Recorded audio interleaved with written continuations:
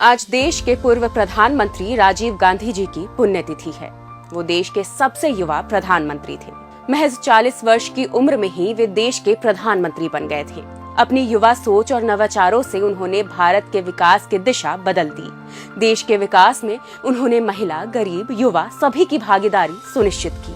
आइए आपको उनके कुछ ऐसे फैसलों के बारे में बताते हैं जो आधुनिक भारत के निर्माण में वरदान साबित हुए। टेलीकॉम और कंप्यूटर क्रांति। राजीव गांधी जी को डिजिटल इंडिया का आर्किटेक्ट, सूचना तकनीक और दूरसंचार क्रांति का जनक कहा जाता है। उन्हीं की पहल पर अगस्त 1984 में C. की स्थापना हुई।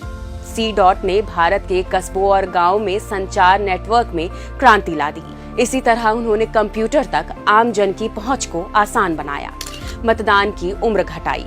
राजीव गांधी जी ने संविधान संशोधन करके मतदान की उम्र को 21 वर्ष से घटाकर 18 वर्ष कर दिया, जिसके चलते नौजवानों को भी लोकतंत्र में भागीदारी का मौका मिला।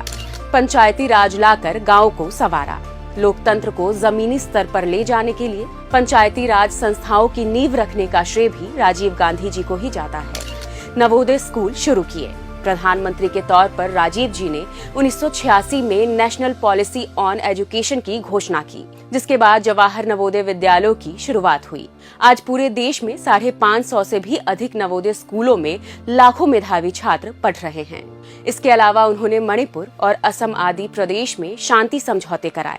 मिजोरम, अरुणाचल प्रदेश को पूर्ण राज्य का दर्जा दिया। लाइसेंस राज को खत्म करने के लिए ठोस कदम उठाए और निकाय चुनाव में महिलाओं के आरक्षण जैसे कई बड़े फैसले लिए। राजीव गांधी जी के कार्यकाल में देश ने तकनीकी, सामाजिक और आर्थिक सुधार के नए आयाम छुए। राजीव जी ने भारत के सपनों को उड़ान दी, युवाओं को पहचान दी, महिलाओं को सशक्त किया। यह देश हमेशा उनका ऋणी रहेगा।